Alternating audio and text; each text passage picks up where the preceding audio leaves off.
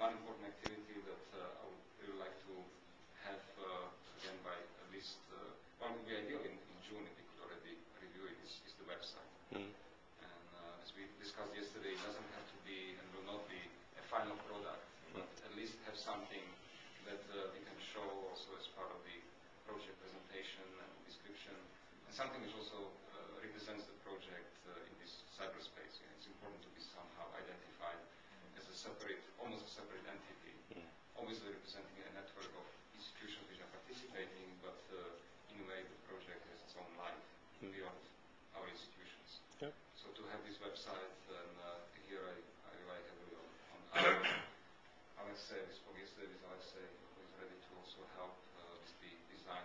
Sergei Shandor.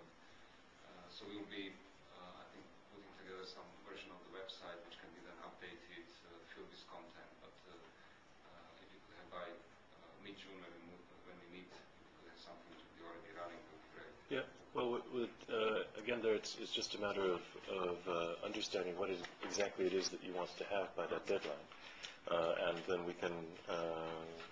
Do you want to create a little working group that's specifically for that then? Or,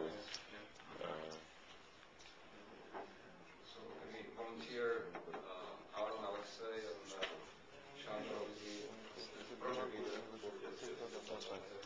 I mean, honestly, if it gets to a certain level of work, we're going to have to start charging for it. You know? No, of course. Yeah. But it's you know, within a modest range, we don't have to charge anything. But yeah, if the three of us wants to, it's okay. And do you want to go with this Borders project as a URL? Because it's actually a really good one, I think. Okay. It's easy to remember. And do you agree for the website that we use bordersproject.eu as the I'm just discussing it often now, because this text is more like a novel. I mean, promoting C2C.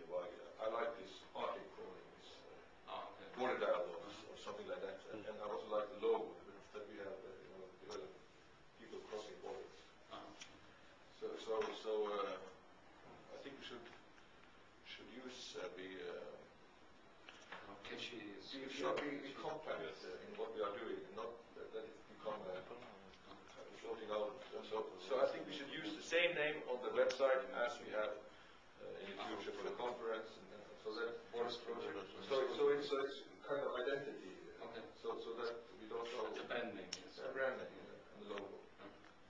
Well, we can use this cross-border cooperation as a subtitle, because we usually have very short, which doesn't say too much, but it's catchy, and then you have subtitle, promoting cross-border cooperation in Europe.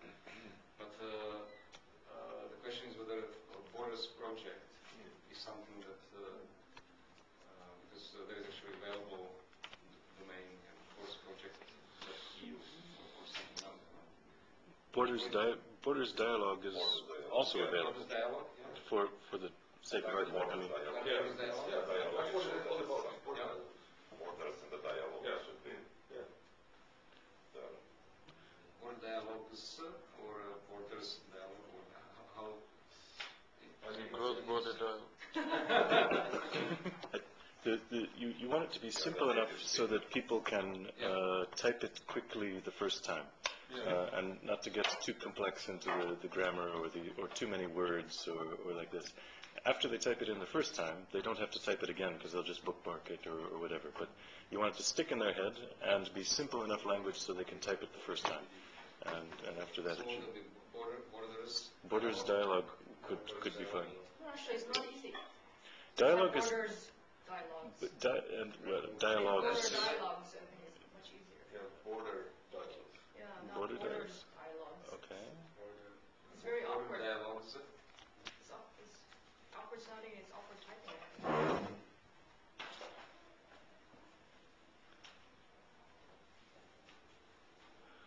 Border Dialogues is also open. We could take all of them. And so if people made mistakes as they were typing it in, they could be redirected to the correct place. That's a good idea. But what do we take? I mean, so you say Border Dialogues would be... Yeah, it's supposed to be Borders Dialogues. Border Dialogues is available. But options